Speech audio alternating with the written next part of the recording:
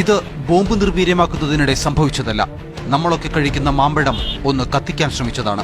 Calcium carbide കലർന്ന മാമ്പഴത്തിൽ petrol ചേർന്നപ്പോൾ അത് സ്ഫോടക വസ്തുവായി മാറി.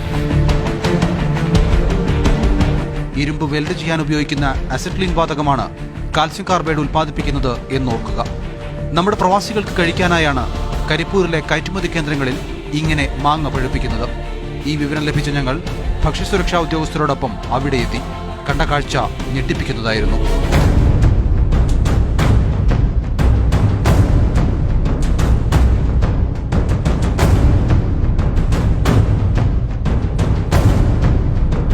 അസിറ്റിലിൻ എന്ന ഗ്യാസാണ് ഇത് പഴുപ്പിക്കുന്നതിന് കാരണമാകുന്നത്.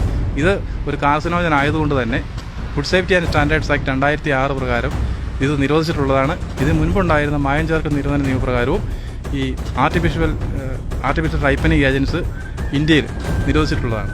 മാരകമാണ്, ക്യാൻസർ ഉണ്ടാക്കുന്ന ഏജന്റാണ് എന്നുള്ള ഒറ്റ കാരണം കൊണ്ട് തന്നെ ഇത് ആരോഗ്യത്തിന് വളരെ വലിയ ഭീഷണിയാണ്. പച്ചമാങ്ങ അടുക്കി വെച്ച പെട്ടികളിൽ 2-3 കാർബൈഡ് പൊതികൾ. പൊതികളില്ലാത്ത ഒരു പെട്ടി പോലും കണ്ടെത്താനായില്ല. എല്ലാം ഉദ്യോഗസ്ഥർ കണ്ടെടുത്തു. 1 ടണ്ണോളം മാങ്ങ പിടിച്ചെടുത്തു. സാമ്പിൾ ശേഖരിച്ച ശേഷം ബാക്കി പെട്രോൾ ഒഴിച്ച് കത്തിച്ചു.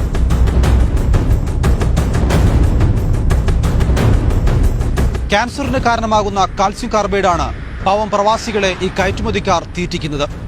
ഇവിടെ നിന്ന് കയറ്റിപ്പോകുന്ന ഒന്നിനും വിമാനത്താവളത്തിൽ ഒരു ഗുണനിലവാര പരിശോധനയും ഇല്ല എന്നതാണ് സങ്കടകരം.